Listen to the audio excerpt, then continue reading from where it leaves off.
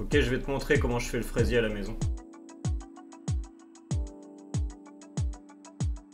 Je mets mon lait à chauffer. Je blanchis mon sucre avec mes œufs, mon jaune d'œuf. J'ajoute la maïzena, la fécule de maïs. Une fois que le lait est un peu chaud, je verse à moitié.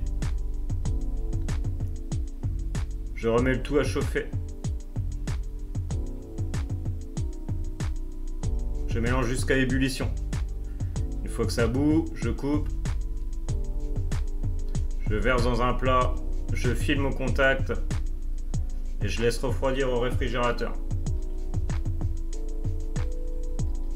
Une fois bien froide, je la remets dans un cul de poule, je la rebats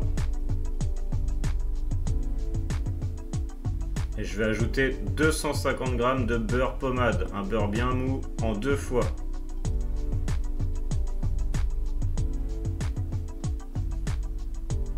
Première fois.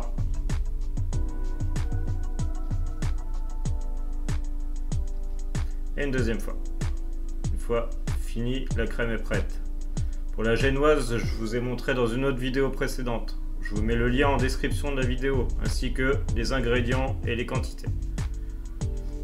Je coupe mes fraises en deux, je les dépose le long du cercle, tout autour du cercle, sans dépasser le cercle, la hauteur du cercle.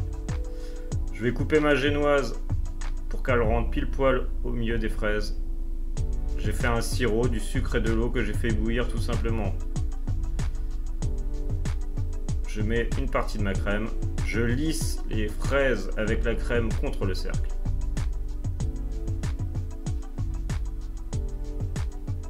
Je dépose des dés de fraises au milieu. Je tasse un peu. Je viens lisser avec encore de la crème. J'ajoute la deuxième partie de génoise que je réimbibe avec le sirop. Je rajoute de la crème et je vais lisser complètement. Je place au réfrigérateur. J'ai fait un nappage avec du sucre et de l'eau et du colorant rouge alimentaire. Quelques gouttes de colorant. J'ai réhydraté la gélatine dans de l'eau froide que je viens mettre dans le nappage. Je coupe le gaz. Je rehausse le fraisier d'1 mm en le bloquant avec des allumettes. Je verse mon nappage dessus. Le cornet au chocolat, je vous ai montré dans une vidéo avec du papier cuisson. Je vous le remets en lien. Cornet au chocolat n'est pas forcément nécessaire, le rouge suffit.